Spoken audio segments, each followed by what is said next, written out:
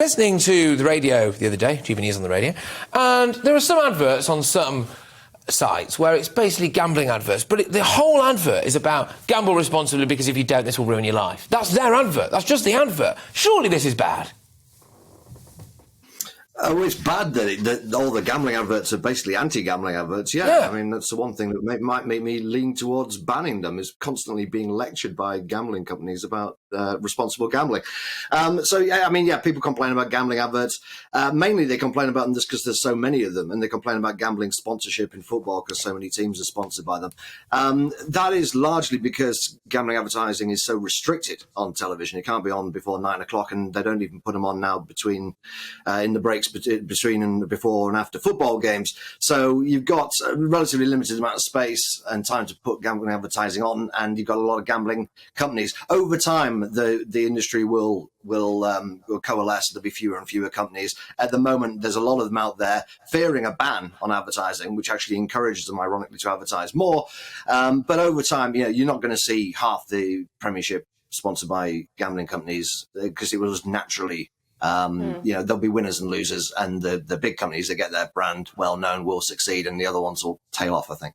Yeah, I just want to quickly, before we go to Carolyn, ask your opinion on the morality of gambling and the economic argument for gambling, because you said sort of what you anticipate to happen with the industry, but what do you think is the right thing? Because you hear the argument with cigarettes and alcohol, for example, which are regulated, and people say, well, actually, if you over-regulate them, you're actually taking money out of the economy. You hear that argument a lot because of taxes.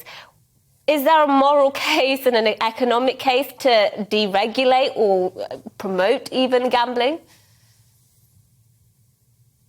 Oh, Christopher, I think that was Christopher, yes, that was you. Yeah. That was for you, Christopher. That was me, sorry. Yeah.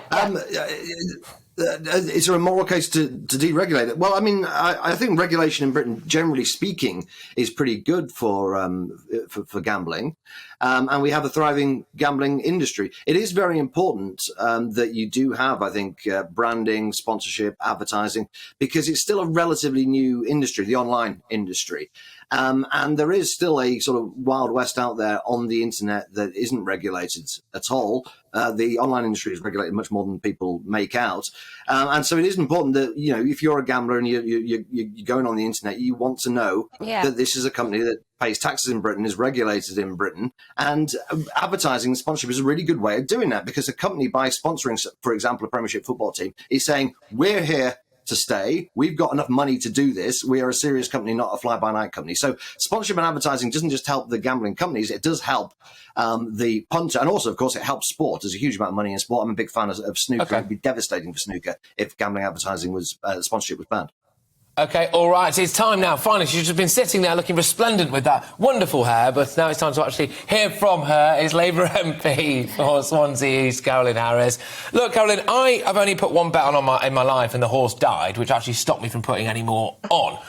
Do you think that the gambling industry is a bit grotesque and it profits off people's misery? Short answer, yes.